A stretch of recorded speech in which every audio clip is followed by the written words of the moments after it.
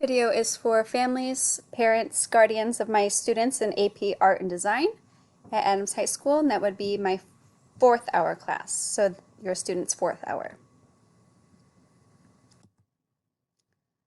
In this video, we're going to go a little bit about me, about the course, syllabus, and some registration details, and then in addition to all of those things, some examples of student work and where you can find those. So my name is Emily McGowan. I am the AP Art teacher at Adams. I teach AP, of course, drawing and painting, advanced drawing and painting, 2D art, ceramics, and I facilitate art club and National Art Honor Society. It's my third year at Adams, and prior to teaching at Adams, I taught elementary art in Warren. I have a Bachelor's of Fine Arts from U of M and a Master's from Wayne State University in teaching and art education. And my goal since I was very young has always been to be an art teacher, so life is good. And I have my animals with me in my photos. Well, I guess I'm not in the bottom right photo. That's Santa and Mrs. Claus with my animals. But I'm a big animal person. I love cats, dogs, any type of animal. I've had a horse for the past 26 years. So, yeah. We are going to watch a quick video about inquiry-based learning, which is how this course is structured.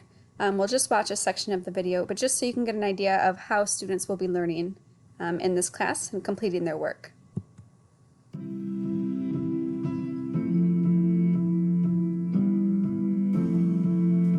In the Order of the Phoenix, the fifth of the Harry Potter series, Dolores Umbridge takes over as the Defense Against the Dark Arts teacher and instantly transforms the classroom into this textbook-based, standardized, test-focused classroom. And Harry questions whether this will prepare them for fighting against Voldemort, he who must not be named.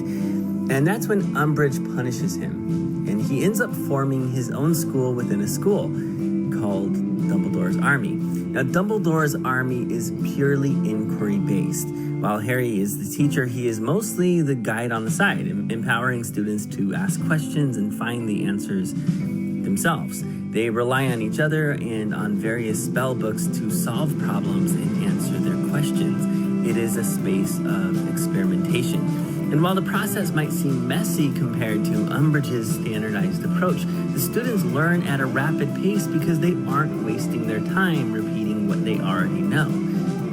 This is an example of inquiry-based learning, although since it takes place in the UK, it's probably inquiry-based learning. I don't really know. Inquiry-based learning has existed for thousands of years. Both Socrates and Confucius used variations on their own inquiry-based format.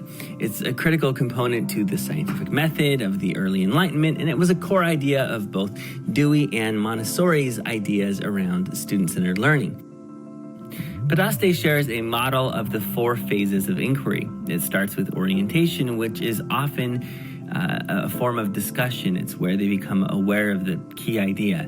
And from there, it moves into conceptualization, where students generate questions and they define a hypothesis. This leads to an investigation phase, where students explore, experiment, and interpret data, often in a way that's flexible and dynamic. It can even seem kind of cyclical. And then finally, they move into a conclusion.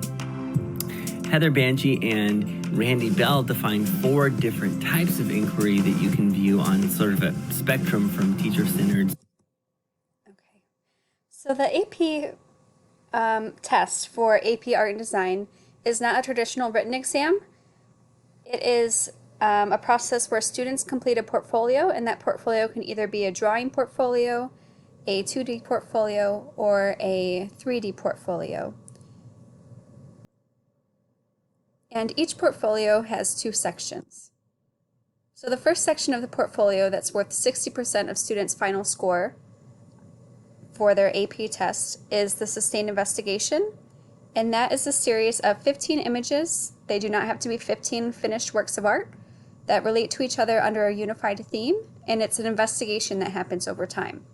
So students come up with a theme, they come up with questions, and they investigate that idea throughout the year. The selected works are 5 finished works. They don't have to be related. They can be from the sustained investigation, or they can just be works from different years of our students' high school career, or they can be just any work the student is very confident about, because it should be the student's best of the best work. They're incredibly amazing, super outstanding works, they're home run hits. So that is the sustained investigation and the selected works. And the selected works is worth 40% of their AP score. Again, just to clarify, the AP portfolios are judged by readers, and the scores that the readers give them on both sections of their portfolio ends up being their score on the AP test. And the readers follow very strict rubrics that the kids and I go over diligently throughout the year. So the highlights from the syllabus that I wanted to share with you include the pacing. So students are going to have one finished work due every 2 weeks, on Mondays always, unless there's no school on a Monday, and an in-progress critique every Monday between when they have work due, so they can get feedback before they are finished with their final project. Students are required to submit a photo every class of what they are working on, so we can make sure that they are working outside of class and staying on task and getting their work done. And also because the portfolio has a requirement for documentation of students' process over time. The portfolio requires a great deal of time and effort, more than we have in class. So I'm jumping over here because that relates directly to this sticky note right here. That means that there has to be an in-home and in-class commitment to working on their art. And hopefully, I tell kids, unless they're passionate and excited about what they're working on, the readers aren't going to be excited by their portfolio. So hopefully they enjoy working on it, and it's something that they can do as a break from their other classes and something that they enjoy and are excited about. Kids will have a kit of art materials that I will prepare for them. So we're looking right here in the middle. And that kit will have individualized materials based on what students have told me they have access to at home and the type of portfolio they're interested in completing. So I'm going to go through, I did a Google form with all the kids asking what they had access to at home and what they felt they would like access to, and their kits are going to be individualized and based off of those forms that they gave me.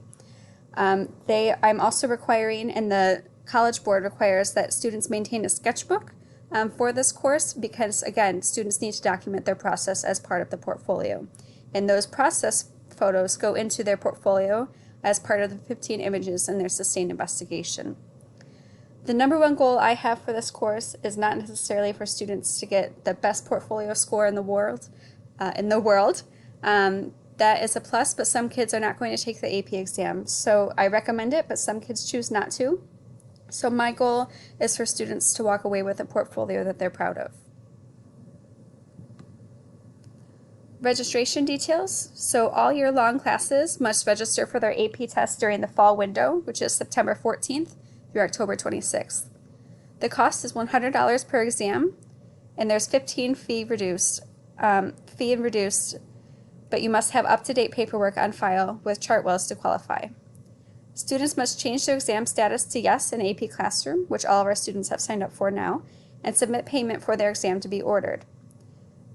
So they have to do both of those things. That and maybe should be emphasized. Parents can pay using the RCS online system, which I believe is new.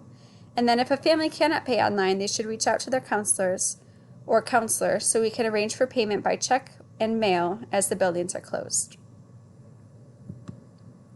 I know your students will do their best, and I'm so excited for them to see how much they're capable of doing, and I'm so excited to talk to them about their ideas and guide them throughout the semester on their AP portfolio. This is one of my favorite classes to teach, but I say that about all my classes, but this probably is the very best one because the kids are pretty much in control, and I am a facilitator guiding them and giving them instruction where applicable, and they do incredible things. So please let me know if you have any questions or concerns by emailing me. My email is on this slide. It's also on the syllabus, on the district website, and then you could also contact me via Synergy. Thank you. And then one last thing. We do have an Adams High School Art Department Instagram for you to check to stay updated on what students are doing in the classroom or remote classroom, and for you to just see examples of student work and see what the students are working on as well. So you might see some of your student work in there. We usually have a lot from AP on our Adams Instagram art page.